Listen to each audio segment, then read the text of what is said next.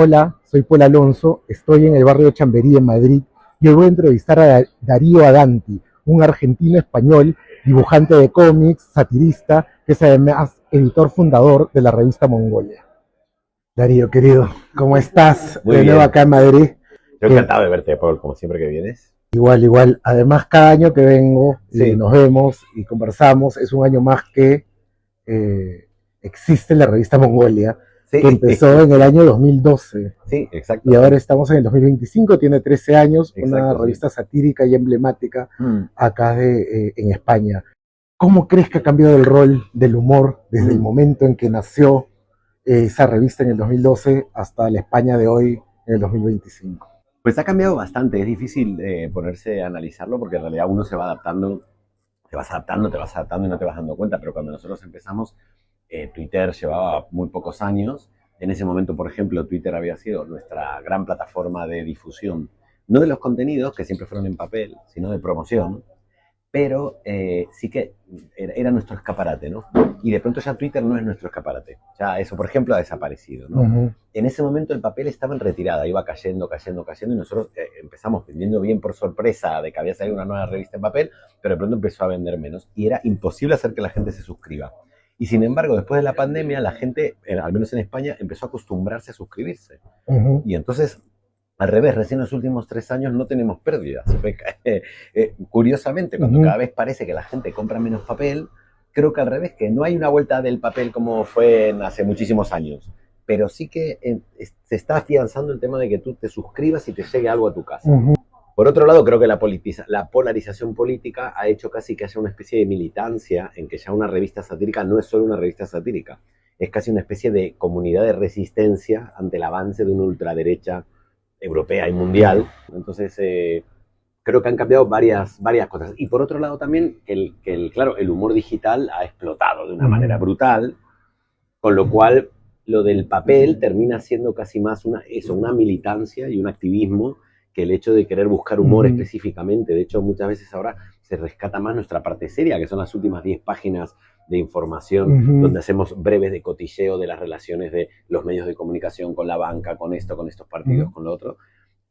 O gente que levanta chistes y se ve más un chiste porque se ha viralizado por nuestro Instagram, ¿no? Que ahora ya no es como antes que me compro una revista, sino que ahora que apoyo un proyecto, que es un proyecto de libertad de expresión. Claro, y además me parece muy interesante notar y subrayar que el contexto pues ha cambiado. El 2012 es el después del 11M, Total, de claro. las manifestaciones, de las protestas públicas, de un momento en que empieza pues a cambiar mucho el discurso público sobre temas sociales, y hoy pues en un momento de gran polarización y de avances de ultraderechas y varios grupos conservadores que han estado en constante Total. el reto de la libertad de Sí, expresión aquí en España, ¿no? total. La pregunta que te voy a hacer era el contenido, el tipo de humor Sí. para ver esos dos tipos de contextos distintos. Sí, yo creo que ha cambiado, pero no tengo muy claro si ha cambiado porque ha cambiado el contexto o porque hemos cambiado nosotros. En 13 años, Uh-huh. por ejemplo, a mí sí que hace 13 años me interesaba la provocación por la provocación misma y podía hacer chistes Uh-huh. que hicieran también, que fueran también provocadores con la propia Uh-huh. izquierda, con los propios sectores progresistas o con esa especie de corrección política que estaba afianzándose. Uh-huh. Pero realmente ahora que veo que realmente la única corrección política es la conservadora y la de ultraderecha, es decir, a Uh-huh. nosotros los sectores más minoritarios, más vulnerables, tanto colectivo LGTBI o no tan minoritarios, sino mayoritarios como el feminismo, se pueden haber quejado por chistes nuestros, Uh-huh. pero al menos en España, no digo que no pase esto en otros países, al menos en España, no ha pasado de simplemente comunicarnos su opinión. Tu chiste me ha parecido muy malo, machista, lo que fuera, ¿no? Lo que te Uh-huh. permite estar a favor, en contra, a reflexionar. Sin embargo, lo que nosotros nos ha llevado año a año ante la justicia fueron querellas de la ultraderecha. Uh-huh. Con lo cual, el querer epatar o transgredir a estos sectores del progresismo dejó de ser gracioso para mí y Uh-huh. pasó ya directamente a ser una Claro. lucha contra los sectores conservadores. Uh-huh. Porque al final, si en realidad a mí los que me están atacando son estos y si la sátira, que esto alguna vez lo hemos hablado mucho Uh-huh. contigo y tú lo decías muy claramente, es contra el poder, no importa quién esté en el gobierno. Uh-huh. El poder fáctico, al menos en España, sigue siendo ultraconservador y derecha, sigue siendo Uh-huh. postfranquista. Uh-huh. Los poderes fácticos en España, quien esté gobernando, esté la derecha o la izquierda, la banca, los jueces, etcétera, siguen siendo la herencia del franquismo. Uh-huh. Entonces, me posiciono directamente en lo que realmente creo. Si estoy luchando por ampliar los márgenes de la libertad de expresión en España, tengo que luchar contra los sectores conservadores, luchar entre comillas, luchar en cuanto a comicidad, ¿no? Ya, si bien la revista tiene 13 años ya, tú estás en España hace 30 30 años. 29 y largos. O sea, has pasado más de la mitad de tu vida ahí en España. Y Eso, digamos, claro. identificas como un Sí. argentino español. ¿Qué tal? Bueno, a mí me gusta ser reconocido como argentino, pero también reconozco que me gusta ser reconocido como español. O sea, me siento esto de hispano-argentino. Es decir, a veces cuando mis amigas y amigos argentinos hablan de cierta visión eurocentrista desde España, de Latinoamérica, yo lo comparto y veo que es cierto, que hay muchas cosas que no se entienden de Latinoamérica desde España porque hay eurocentrismo, ¿no? Pero por otro lado, cuando se critica desde Latinoamérica cosas de España, también me pone incómodo porque yo me siento español y yo me siento que también muchas veces se echa la culpa, por ejemplo, ¿no?, al español actual de las barbaridades de la conquista o lo que fuera, cuando en realidad los hijos de la conquista somos nosotros, ¿no? El español actual que se quedó aquí, Claro. menos de clase obrera cuando sus padres eran campesinos y no viajaron. Y en realidad los nietos de los colonos somos nosotros, ¿no? Con lo cual, si hubiera que hacerse una autocrítica a la monarquía, por supuesto, que por algo soy republicano, a los imperios fueron siempre así, el romano también fue terrible, me refiero, todos los imperios han tenido cosas muy buenas y cosas muy malas, pero en todo caso, los nietos de ese imperio somos los que hemos fundado los países modernos en Latinoamérica, ¿no? Cuando oye, que yo soy el nieto de ese español, ¿no? Con lo cual a mí me cabe la responsabilidad de hacer una autocrítica y de reivindicar esos pueblos originarios. Por eso yo, estando desde España, me he interesado muchísimo por los pueblos originarios de Argentina y me he intentado leer todo lo que aparecía, ¿no? Entonces me gustan esas dos cosas. Me gusta ser hispano-argentino.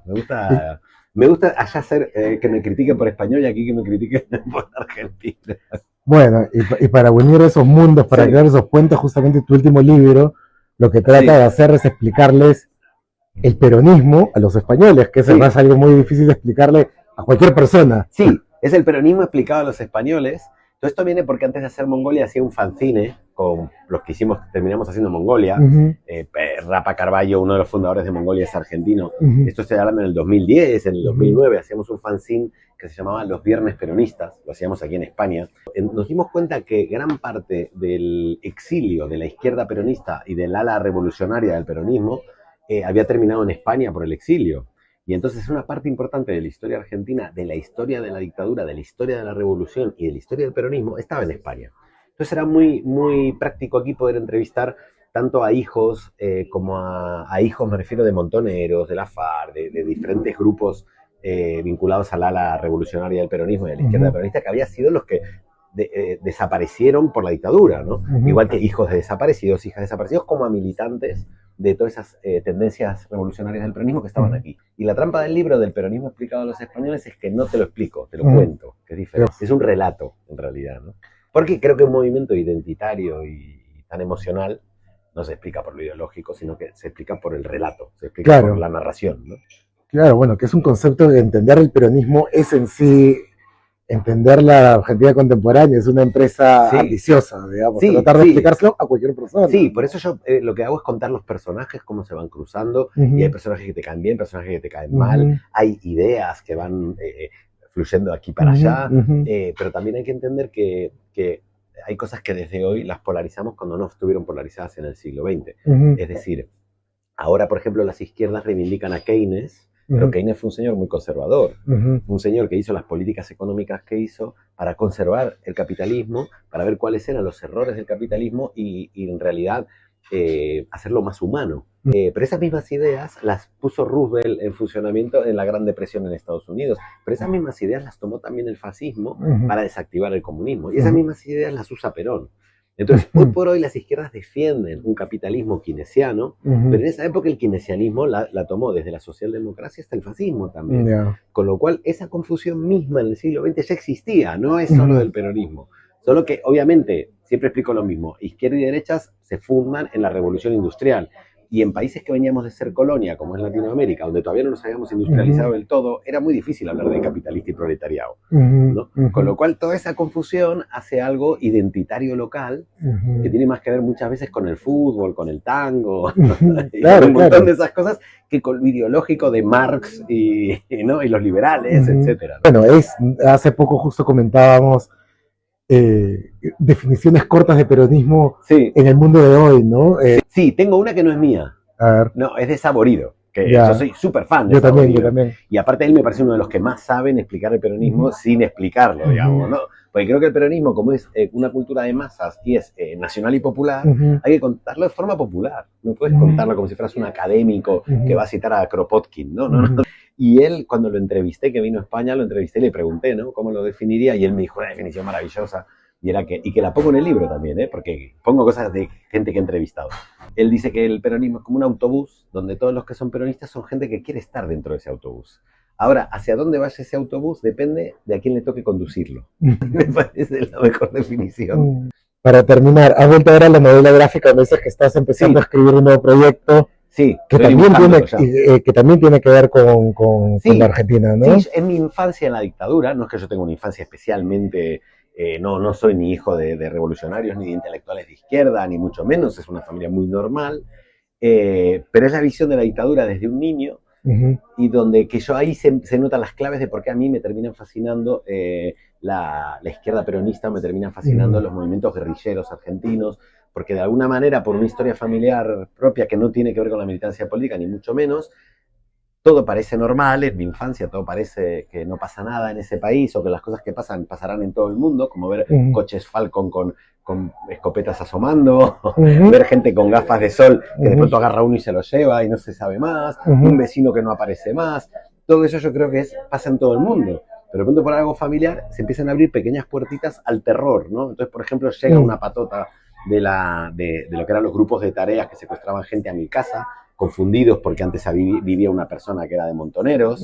Entonces, nada, cuando ven que no se van, pero yo veo chico y veo a esa gente entrar, entonces voy viendo como detalles de que en realidad en toda esa normalidad hay un trasfondo de terror terrible. Y esto lo hago porque una cosa que dijo Moreno Campo, uno del ayudante de fiscal en el juicio a la Junta Militar en 1985, que luego fue el primer fiscal de derechos humanos en Naciones Unidas, él contó una vez que lo terrible que pasaba en la dictadura argentina es que mientras estaban secuestrando a 30.000 personas, torturándolas, quedándose con sus bebés, tirándolos de aviones, toda la sociedad argentina intentaba vivir con normalidad como si no pasara nada. Y yo lo que quiero contar es como ahora hay una nueva fascinación por el fascismo desde las nuevas generaciones más jóvenes que no lo vivieron, que es que hasta los que no teníamos ninguna vinculación política, hasta los que no teníamos una opinión pública, ni una militancia, hasta los que éramos los más integrados del sistema, aquellos que se supone que no les va a pasar nada porque no están metidos en nada, hasta para ellos, que eran mi familia, de lo más normal que hay, el terror estaba ahí y el terror se vivía y el terror era terrible, de fondo latía ese terror, ¿no? Y yo creo que es una especie de necesidad que tenemos de contar los que sufrieron el fascismo, aunque sea en mi caso hasta los 12, 13 años, de todos los relatos sobre el fascismo. No hace falta que sea uno heroico, épico, sino todos, hasta el más normal o hasta el que no le pasó nada, tenemos que contarlo para demostrar que lo que tienen ahora las nuevas generaciones y lo que tenemos nosotros, esta democracia liberal en el sentido de que respeta las libertades individuales, es único en la historia y hay que protegerlo porque no lo tenían las generaciones anteriores. Las generaciones que agarraron las armas en Latinoamérica en los 70 no habían tenido esto. No, esto es único, entonces hay que protegerlo porque el fascismo realmente se carga esto también, ¿no? Y entonces es por ahí, pero es siempre con la mirada de un niño, ¿no? Es con la mirada de un niño, el terror está latente, claro, pero no se ve. Además, esa mirada a ti se te da muy bien, porque tienes esta visión infantil y erudita al mismo tiempo en la realidad, que es maravillosa y que creo que está muy impregnada en tu humor. Es cierto, y creo que como mi estilo tira hacia cierta cosa cómica, aunque aquí intento que no sea nada cómico, yo no dibujo hiperrealista, mis personajes son medio cabezones, entonces no me hace una historia. Entonces, a mí esa especie de terror medio infantil, pero para adultos, pero con ese toque, un poco Edward Gorey o bueno, otros autores americanos que me gustan, que tienen esa cosa ahí oscura, tal, pues estarán ahí presentes, ¿no? Bueno, espero leerla pronto. Muchas gracias, querido. Un gusto verte como siempre. Gusto.